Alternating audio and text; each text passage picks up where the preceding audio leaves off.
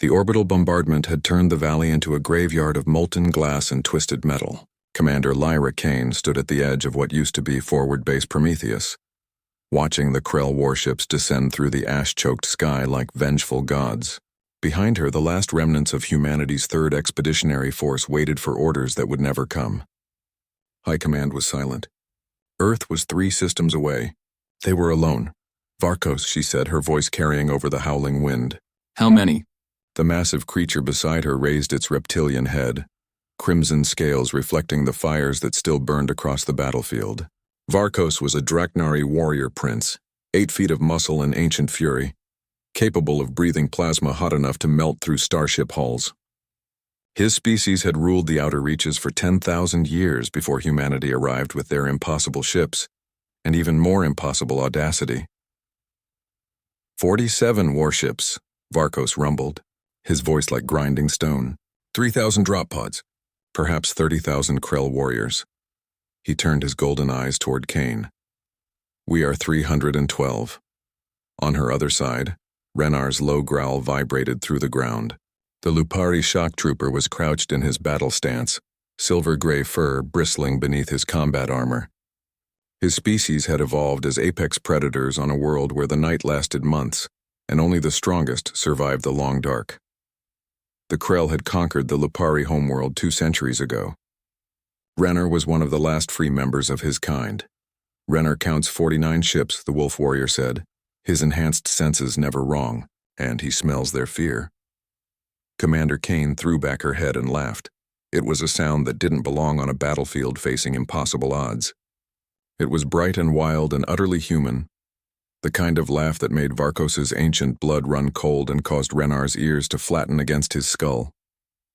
They had both served alongside humans for 3 years now, ever since the alliance formed against the Krell hegemony, and still they couldn't understand this particular madness. "Oh, this is going to be beautiful," Kane said, checking the charge on her plasma rifle. Her armor was scarred, her face streaked with soot and blood, and her grin was sharp enough to cut starlight. "Varkos, remember what I told you about human history?" "You mentioned it frequently," the dragon replied dryly, "usually before doing something monumentally stupid. We have a saying," Kane continued, ignoring him. "Throughout history, the most dangerous moment for humanity's enemies has always been when they think they've won." She activated her comm unit, broadcasting to every remaining soldier in the valley. "All units, this is Kane. The Krell think we're broken. They think we'll surrender. They think we're reasonable." She paused and her grin widened. "Let's show them how wrong they are." The first drop pods hit the ground 3 minutes later, and hell came with them. Krell warriors poured out, insectoid nightmares with 4 arms, chitinous armor, and weapons that could atomize flesh. They advanced in perfect formation, a tide of death that had conquered 17 species and hundreds of worlds. They had never fought humans before. Not really. Not when humans decided to stop following the rules. Kane led the charge personally, screaming a war cry that would have made her Viking ancestors proud.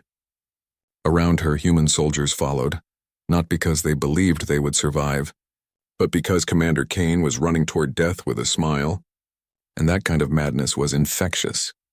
Varkos unleashed his plasma breath, turning the first wave of Krell into molten slag. Renner became a silver blur, his claws ripping through armor like paper, his howl echoing across the battlefield like the voice of death itself. And between them, Kane fought with the terrible efficiency of a species that had clawed its way to the top of its world's food chain through sheer stubborn refusal to die. The Krell adapted quickly. They always did. They brought heavy weapons to bear. They called down orbital strikes. They threw everything they had at the remaining defenders. And still, Kane laughed. She laughed when a plasma bolt missed her head by inches. She laughed when she ran out of ammunition and switched to her combat knife. She laughed when a Krell commander challenged her directly, only to discover that humans had been killing things bigger and stronger than themselves for 200,000 years, and had gotten very, very good at it. Why? Varkos roared during a brief lull in the fighting, his scales scorched, his breath coming in ragged gasps. "Why do you smile? We are dying." Kane paused in reloading her rifle, her hands steady despite the chaos around them.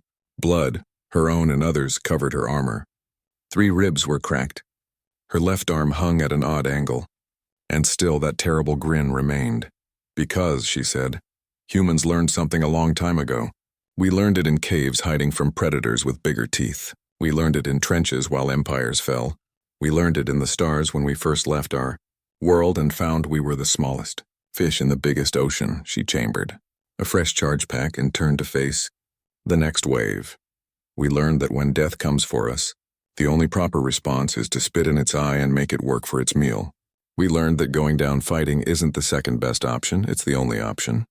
And we learned that even if we lose, even if this is our last stand, we're going to make them remember.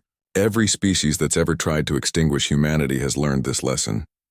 Renar's howl split the air as another wave approached.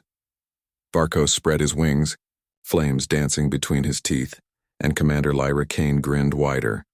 So come on, she screamed at the approaching Krell warships. Come and learn what happens when you threaten a species too stupid to know when it's beaten.